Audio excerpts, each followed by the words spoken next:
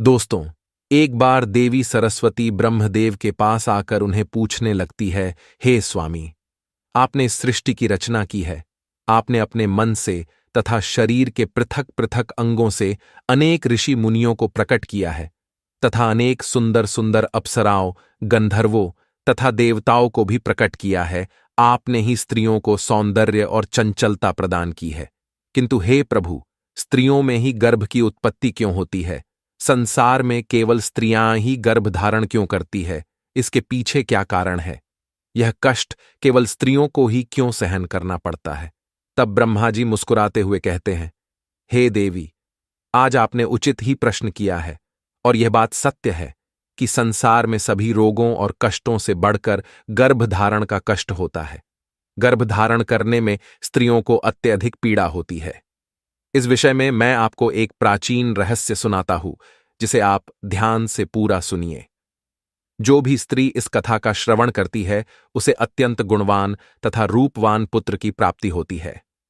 देवी सरस्वती कहती है, हे प्रभु, मैं इस कथा को ध्यानपूर्वक सुनूंगी। कृपया आप इस कथा को मुझसे कहिए। फिर ब्रह्मा जी कहते हैं, हे देवी, पुलत्स्य का जन्म मेरे कान से हुआ था। पुलत्स्य मेरे मानस पुत्रों में से एक है। मैंने उसे अनेक प्रकार की विद्याएं प्रदान की तथा उसके प्रकट होने का उद्देश्य उसे समझाया। फिर मैंने उसे संसार के कल्याण के लिए तपस्या करने का उत्तम कार्य सौंप दिया। मेरी ही आज्ञा से सत्ययुग में महर्षि पुलत्स्य सुमेरु पर्वत के उच्च बिंदु पर तपस्या करने के लिए चला गया। वहां पर आश्रम का निर्माण करके पुलत्स्य घोर तपस्या करने लगे। उसी समय अनेक गंधर्व, देवता, दानव तथा अप्सराएं उस स्थान पर विचरण करने के लिए आया करते थे। उन सभी की दृष्टि पुलत्स्य पर पड़ी तो वे सभी उनकी चेष्टा करने लगे। उन्होंने पुलत्स्य की तपस्या में अनेक बार विघ्न उत्पन्न करने का प्रयास किया। खेल खेल में अप्सराएं पुलत्स्य के तप को भंग करने का प्रयास करने लगी, उनकी तपस्या में बाधा निर्माण करने लगी।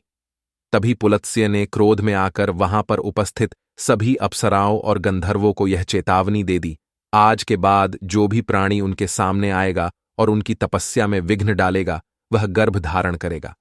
पुलत्स्य की ऐसी कठोर वाणी सुनकर समस्त अप्सराएं, गंधर्व आदि भयभीत हो गए और वहां से डरकर दूर भाग गए। उसी समय में पर्वत की कंदर में ऋषि तृणबिंदु की कन्या हविर्भुवा अपने माता पिता के साथ निवास करती थी। वह महर्षि पुलत्स्य के कहे गए वचन को नहीं जानती थी। फिर एक दिन वह अपनी सहेलियों को खोजते हुए सुमेरु पर्वत के उस स्थान पर चली गई जहां पर ऋषि पुलत्स्य तपस्या कर रहे होते हैं।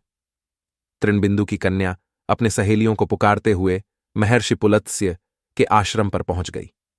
जब हविर्भुवा महर्षि पुलत्स्य के सामने आकर खड़ी हो गई तो उनकी दृष्टि उस स्त्री पर पड़ी। महर्षि पुलत्स्य की दृष्टि पड़ते ही पुलत्स्य के श्राप का प्रभाव उस पर पड़ने लगा। तत्काल ही उसका शरीर पीला पड़ने लगा और वह उसी क्षण गर्भवती हो गई। अचानक स्वयं के शरीर में इस प्रकार का विचित्र बदलाव देखकर हविर्भुवा अत्यंत घबरा गई। उतने में ही उसकी सखियां उस स्थान पर आ गई तो हविर्भुवा ने उन्हें उस घटना के बारे में बता दिया। फिर हविर्भुवा की सहेलिये उसे लेकर उसके पिता के घर पर चली गई। वहां जाकर हविर्भुवा ने अपने पिता को सारा वृतांत सुना दिया। अपनी पुत्री की यह बात सुनकर महर्षि तृणबिंदु को बड़ा दुख हुआ। अब उन्होंने ध्यान लगाकर सब कुछ देख लिया तो उन्हें पता चला कि महर्षि पुलत्स्य के द्वारा श्राप दिए जाने पर उनकी पुत्री गर्भवती हो गई है। इससे वे अत्यंत दुखी हो गए और तुरंत ही अपनी कन्या को साथ में लेकर वे सुमेरु पर्वत पर चले गए। वहां पर उन्होंने महर्षि पुलत्स्य को देखकर उन्हें नमस्कार किया और क्षमा याचना करने लगे। ऋषि तृणबिंदु कहने लगे, हे महर्षि, आप तो साक्षात ब्रह्मा जी के मानस पुत्र हैं। सारे संसार में आपकी कीर्ति है। आप परम दयालु और परम कृपालु हैं। आज मेरी पुत्री के द्वारा अनजाने में ही अपराध हुआ है। वह आपके द्वारा कहे गए कथन से अनजान थी। आप ही के श्राप के कारण आज मेरी पुत्री गर्भवती हो गई है। यह संसार की पहली स्त्री है जो गर्भवती बनी है।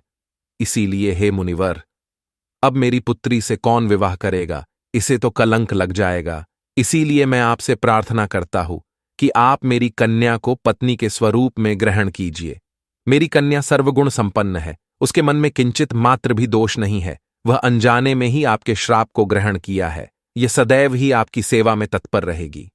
इस प्रकार से ऋषि तृणबिंदु ने आदरपूर्वक महर्षि पुलत्स्य से विनती की। तृणबिंदु के आदर सत्कार और स्तुति से महामुनि पुलत्स्य अत्यंत प्रसन्न हुए और हविर्भुवा को दिए गए श्राप से उन्हें बड़ा दुख हुआ। फिर उन्होंने ऋषि तृणबिंदु को आश्वासन देते हुए कहा, हे मुनिवर, मैं आपकी स्तुति से अत्यंत प्रसन्न हूं। मेरे ही श्राप के कारण तुम्हारी कन्या गर्भवती हुई है, इसीलिए मैं तुम्हारी कन्या को मेरी पत्नी के रूप में ग्रहण करता हूं। इसीलिए तुम अब चिंता ना करो। इस प्रकार से महर्षि पुलत्स्य ने ऋषि तृणबिंदु की कन्या हविर्भुवा को पत्नी के रूप में स्वीकार किया।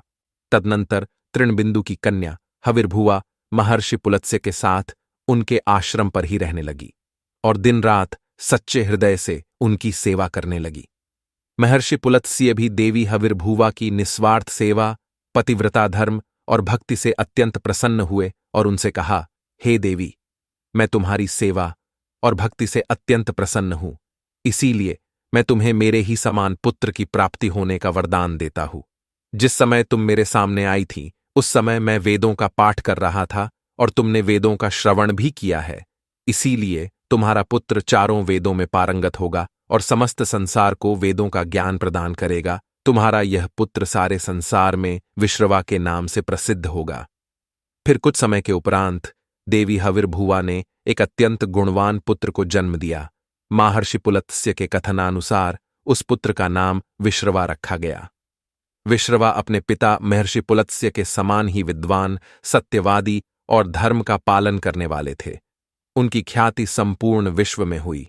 उनकी कीर्ति और महानता को देखते हुए महर्षि भारद्वाज ने अपनी पुत्री इडविला का विवाह उनके साथ कर दिया।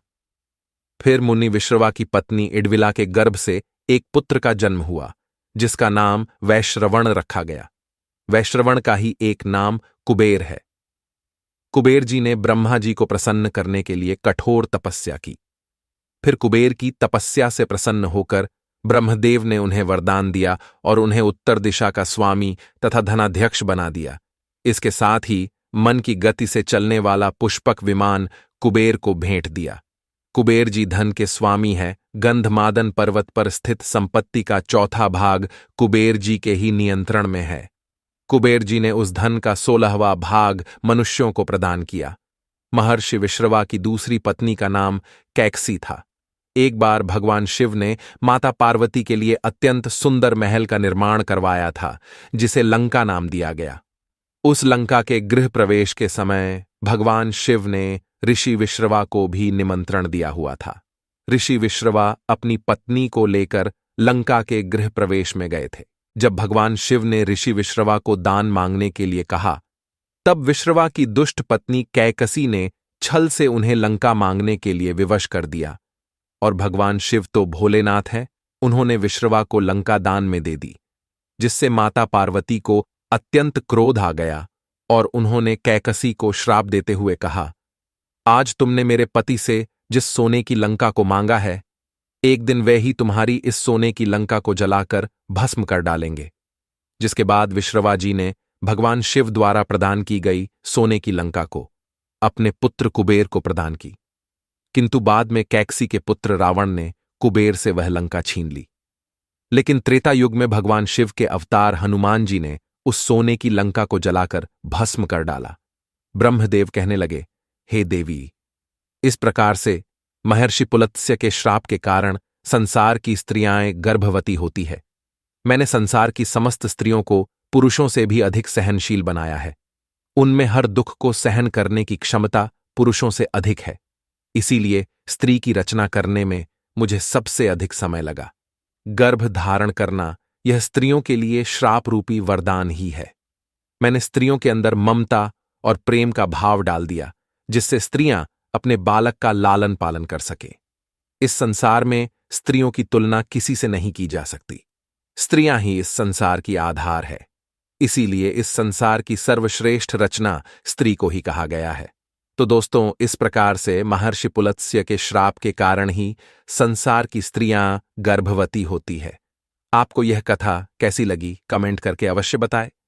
जानकारी अच्छी लगी तो वीडियो को लाइक जरूर करें। कमेंट में हर हर महादेव अवश्य लिखे। साथ ही चैनल को सब्सक्राइब करना ना भूलें।